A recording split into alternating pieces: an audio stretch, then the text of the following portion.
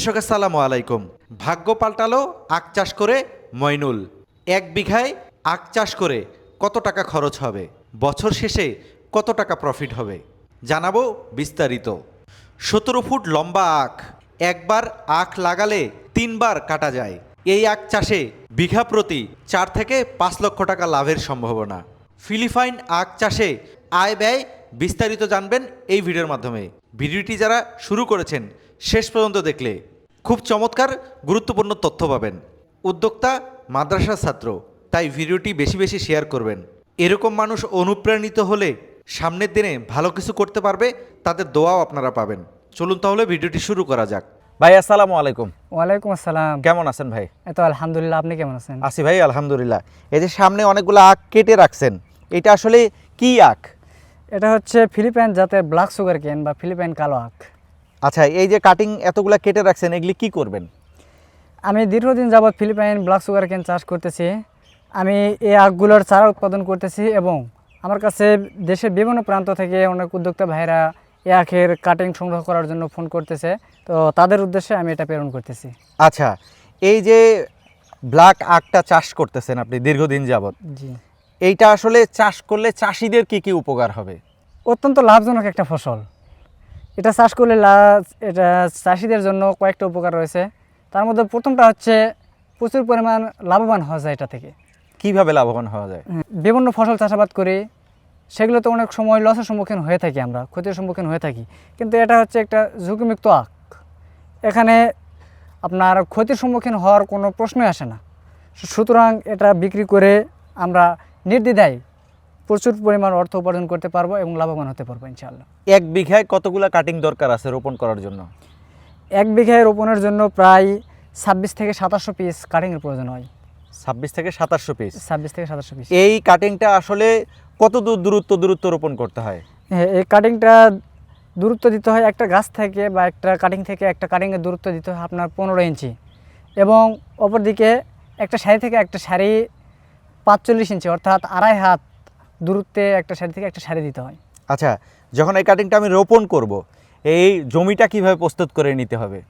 হ্যাঁ, জমি প্রস্তুতের বিষয়টা হচ্ছে অন্যান্য ফসল চাষাবাদের মতোই আপনার জমিটাতে পর্যাপ্ত পরিমাণ এমওপি, টিএসপি, ইউরিয়া, আপনার হচ্ছে জৈব সার, এগুলো দিয়ে জমিটাকে চাষাবাদ করে নিতে হবে। এরপরে সেই জমিটাকে আপনাকে এই আখ চাষে উপযোগী করতে হবে, এভাবে যে আপনার সারিবদ্ধ করতে হবে। 45 ইঞ্চি দূর দূর উত্তর থেকে দক্ষিণ দিকে লম্বা করে আপনাকে সারি তৈরি করতে হবে, অর্থাৎ নালা বা ড্রেন তৈরি করে নিতে হবে। এই ড্রেনের মাঝখানে কাটিংগুলো লাগা দিলে সেখান থেকে গাছ হবে। আচ্ছা, আপনি গাছটা রোপণ করে দিলেন, রোপণ করার পরে কতদিন পর সেচ, তারপর সার দিতে হবে? মাটি, আপনার জমির মাটিটা কী পরিমাণ পানি চাচ্ছে, তার পানির চাহিদাটা কীরকম, এটা আপনাকে অনুধাবন করতে হবে। সকল ফসলের ক্ষেত্রে যেরকম পানির প্রয়োজন হয়, এই আখ চাষের ক্ষেত্রেও পর্যাপ্ত পানির প্রয়োজন হয়, সেটা আপনাকে মাটি দেখে বুঝতে হবে। আর সারের কথা যেটা বললেন, এটা আপনার প্রতি 2 সপ্তাহ বা 1 মাস পর পর যদি চান আপনি অল্প অল্প করে খাবার দিবেন, সেটা দিতে পারবেন।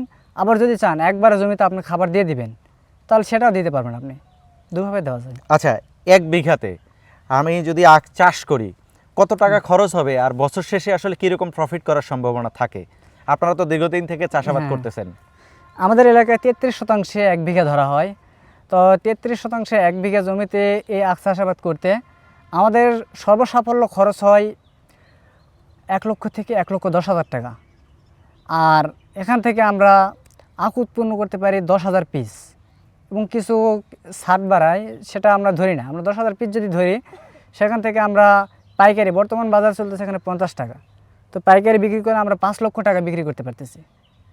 তো সুতরাং আমরা অনায়াসে এখানে দেখছি প্রায় 4 লক্ষ টাকা প্রফিট এখানে করতে পারতেছি, মানে 1 বিঘা থেকে? 1 বিঘা থেকে। আচ্ছা, বাংলাদেশে অনেক প্রকারের আখ আছে, ওগুলি বাদ দিয়ে আমি এইটা চাষাবাদ করব কেন? যখন আপনি কোনো ফসল ফলাবেন, তখন আপনাকে ওই ফসলের একটা জাত সংগ্রহ করতে হবে, আপনার ভালো মানের একটা বীজ সংগ্রহ করতে হবে। আপনার জাত যদি ভালো না হয়, অবশ্যই আপনি ফসল ফলিয়ে কাঙ্ক্ষিত পর্যায়ে পৌঁছাতে পারবেন না। সুতরাং জাতটা হচ্ছে প্রধান বিষয়। তো এই জাতটা চাষ করবেন, এই জন্য এই জাতের কয়েকটি বৈশিষ্ট্য রয়েছে, যার কারণে প্রচুর পরিমাণ চাহিদাও রয়েছে। যার কয়েকটি বৈশিষ্ট্য রয়েছে, তার মধ্যে 1 নম্বর হচ্ছে এটা অত্যন্ত নরম। ছোটো বাচ্চারাও এটা খেতে পারে, বৃদ্ধ বয়স্ক যারা আছে তারা অনায়াসে এটা ছিলতে পারে, খেতে পারে কারোর সাহায্য ছাড়াই। আর কয়েকটি বৈশিষ্ট্য রয়েছে, সেটা হচ্ছে আপনার পর্যাপ্ত রস রয়েছে। অন্যান্য আখে আপনি দেখবেন হয়তো বা বাজারে যে সকল গ্লাস দিয়ে বিক্রি হয়, একটা আখ থেকে মাড়াই করে তো 3 থেকে 4 গ্লাস রস হবে, আর আমরা এখান থেকে প্রায় 9.5 গ্লাস রস পেয়েছি, বলা যায় 10 গ্লাসই, এত পরিমাণ রসালো। আর কয়েকটি বৈশিষ্ট্য রয়েছে, সেটা হচ্ছে আপনার এটা হাইট হয় অন্যান্য আখের তুলনায় অনেক বেশি, সর্বোচ্চ আমি 17 ফুট পর্যন্ত লম্বা পেয়েছি। আর মোটাটা এত পরিমাণ হয় যে মোটাটা আপনাদেরকে এভাবে অনলাইনে বুঝাতে পারবো না, তো ওয়েটটা বললে 4.5 কেজি থেকে 5 কেজি পর্যন্ত একটা আখের ওয়েট পাইছি আমি। আচ্ছা, এই যে আখ চাষ করতেছেন, আপনি মূলত আসলে এই আখ চাষে আসার আগে কি করতেন? আমি একজন স্টুডেন্ট, বগুড়া সরকারি মোস্তফা বে আলিয়া মাদ্রাসা থেকে আরবি সাহিত্য নিয়ে অনার্স করতেছি। তো আমি স্টুডেন্ট অবস্থায় দেখলাম যে আমার পাশে আমার একটা বন্ধু, সে এই আখটা চাষ করতেছে, এবং তার সঙ্গে আলোচনা করলাম। তো আলোচনা করে জানতে পারি এটা অত্যন্ত লাভজনক ফসল, যার কারণে আমিও শুরু করলাম সামান্য একটু দিয়ে, মাত্র 14 শতাংশ জমিতে আমি এটা শুরু করছিলাম। আলহামদুলিল্লাহ বেশ ভালো লাভজনক আমি দেখতে পারতেছি এটা। আচ্ছা, এই যে আখটা আপনি চাষ করতেছেন, আপনার কাছ থেকে অনেকেই হয়তো বা এই কাটিংয়ের জন্য যোগাযোগ করতেছে, এই কাটিংগুলো আসলে কি সিস্টেমে বিক্রি করেন? এটা কি 2 গিটের দাম হিসাবে বিক্রি করেন না সিঙ্গেল গিট অনুযায়ী দেন?